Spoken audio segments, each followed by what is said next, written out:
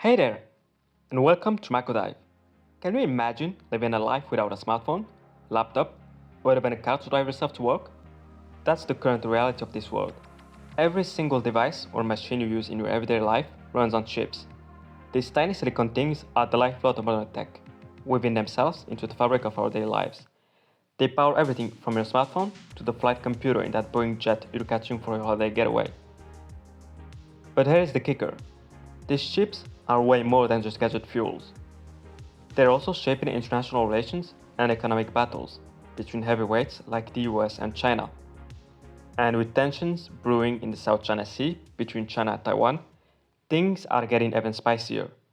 Those rising tensions, this between China and Taiwan. Beijing with a show of force ahead of Taiwan's annual military exercises.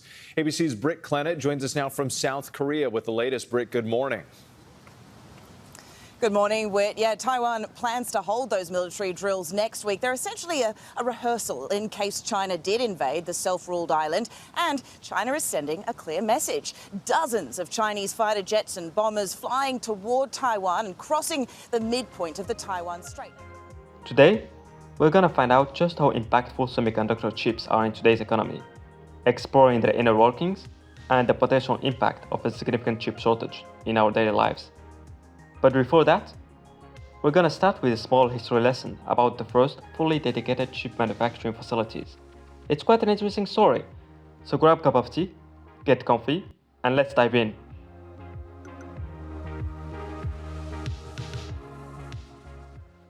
Let's rewind a bit and talk about the godfather of modern chip manufacturing, Maurice Chang. This guy's story is pretty wild. After snagging his PhD from Stanford and putting it over 2 decades at Texas Instruments, Chang headed back to Taiwan in the 1980s, and with the help of the Taiwanese government, he founded TSMC, Taiwan Semiconductor Manufacturing Company. Now here is where things get interesting. Back then, chip companies were doing it all, design and manufacturing. But Chang, he had a different idea. He created a dedicated foundry that would focus solely on making chips, letting companies like Apple and AMD pour their energy into design and innovation. Fast forward to today, and TSMC's dominance in the foundry market is shaking up global politics. Why? TSMC isn't just one company. It's become a strategic asset for Taiwan and a major player in international trade. Get this, Taiwanese foundries pump out 68% of the world's chips. And TSMC, they're the heavyweight champ, producing about 90% of the cutting-edge chip semiconductor used in tech like AI. TSMC is growing so fast that some folks are predicting that it will hit $1 trillion valuation by 2025. That's not just a big business, that's game-changing stuff on a global scale. Global foundries and Texas Instruments, and Morgan Stanley does point out that their chips still do not compete with TSMC's most advanced 3-nanometer needed to build out AI. It's interesting saying all this in front of the godfather of tech here, John. But, That's how I don't need to tell you all of this, but clearly. Now, I know you've heard about the tensions between China and Taiwan. Let me give you a very brief historical summary of the conflict before we dive into the crux of the matter.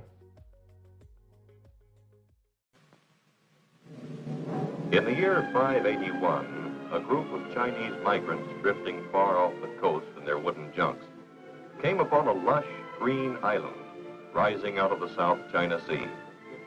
A landing was made, and in time a colony grew. Both of these countries have a complex and tense relationship rooted in a fundamental disagreement over Taiwan's status.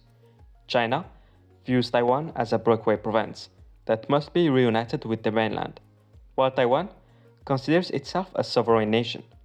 This conflict stems from the Chinese Civil War, which ended in 1949, with the defeated nationalists fleeing to the island and establishing their own government. Taiwan has since flourished as a democracy, which has complicated any talk of reunification.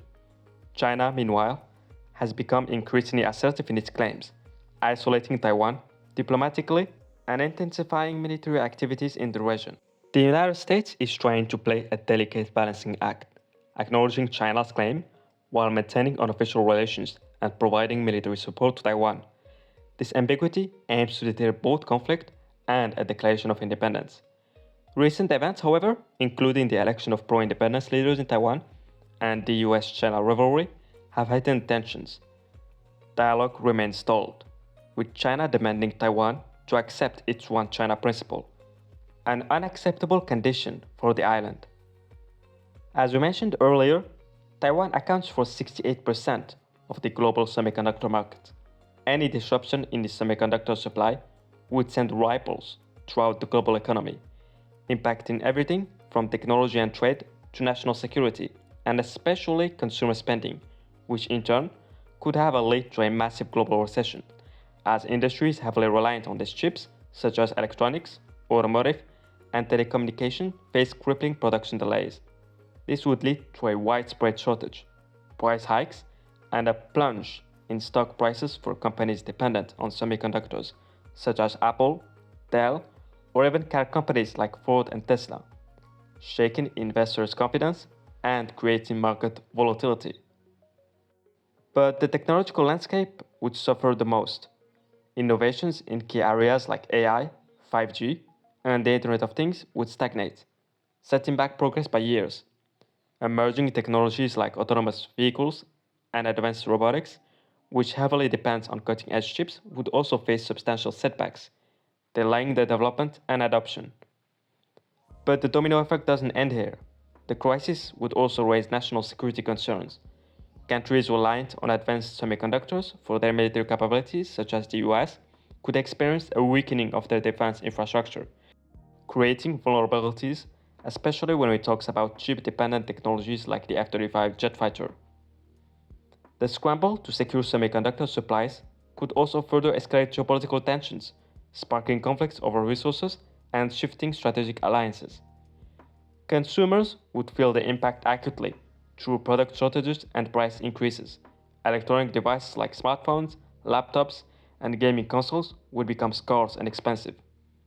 We could also see an increase in car manufacturing costs, which are also heavily chip reliant, which would then lead to a straining of household budgets, reducing disposable income and impacting consumer spending, leading to a massive slowdown of economic growth, like we have seen during the COVID-19 era, except on a much larger scale. The US government decided in 2022 to implement a legislation that would bolster US industrial capabilities when it comes to chip making, in an attempt to reduce reliance on Taiwan. This legislation, which is called the Chips and Science Act, comes in the form of a huge financial package worth $53 billion. And so far, hundreds of companies expressed interest in this fund, requesting $70 billion in subsidies. Intel, being one of the only US companies capable of both designing chips and manufacturing them, has reportedly started expanding its industrial capabilities by building a $20 billion cutting-edge fab in Ohio, which will be operational by 2028. China, on the other hand, has a technological landscape that is both expansive and diverse.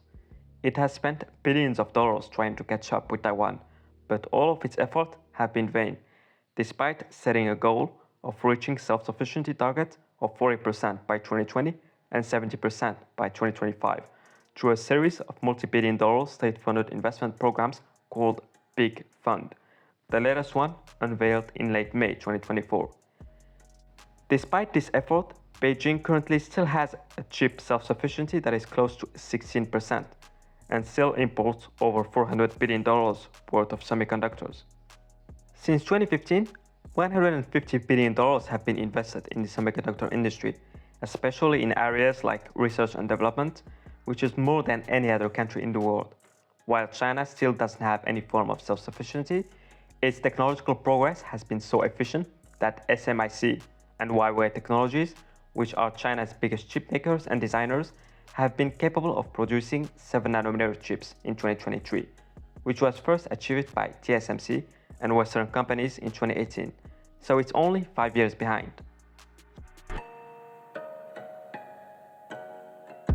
The term 7nm chip doesn't describe the actual size of the transistors, but rather the manufacturing process used to create them.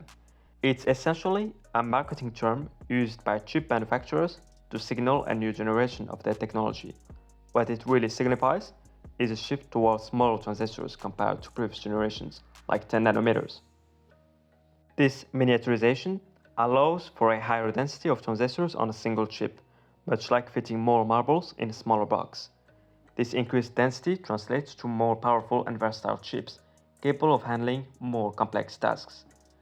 The benefits of this increased transistor density are threefold. First, it leads to improved performance. With more transistors in a given area, the chip's processing speed gets a significant boost, as it can handle more calculations simultaneously. This means faster performance for demanding tasks such as running complex software, editing high-resolution videos, and playing graphics-intensive games. Second, smaller transistors consume less power because they require less voltage to operate, leading to improved battery life for smartphones and lower consumption for laptops. This is pretty much how Apple managed to design the MacBook Air with a 3nm chip, while delivering an 18 hours of battery life and keeping the total weight of the entire machine at just 1.2 kg. This energy efficiency translates to energy saving in data centers with servers, reducing both operational costs and environmental impact.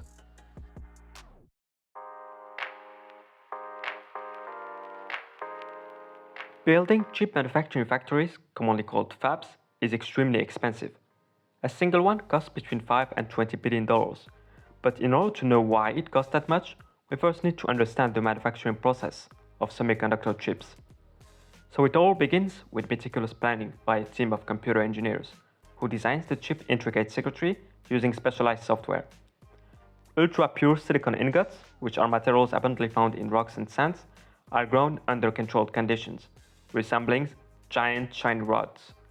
These ingots are then slid into thin circular wafers that provides the foundation for the chips. The wafer processing stage, often referred to as the front end of the process, involves a highly orchestrated series of steps. First, various materials are deposited onto the wafer surface in precise layers, forming the building blocks of the transistors and other microscopic components. Next, a light-sensitive material is applied, and a pattern is meticulously transferred onto it using a special mask. This intricate process, called photolithography, is akin to creating a blueprint onto the wafer surface. Using a process similar to etching in art printmaking, unwanted material is carefully removed, leaving behind the desired circuitry pattern. To further control the electrical properties of the silicon and create essential components like transistors, ions are precisely implanted onto specific regions of the wafer. These steps are repeated meticulously, layer by layer, building up the complex circuitry that defines the functionality of the chip. After each wafer undergoes rigorous electrical testing to identify and eliminate any defective chips, it's diced into individual chips using a diamond saw. Well, anyway, thanks for watching and hope you learned something. If this is your first time watching, feel free to subscribe. There will be plenty of stuff in the future about science and technology. My name is Ham, and you've been watching MACRODIVE. I'll catch you again soon for the next episode.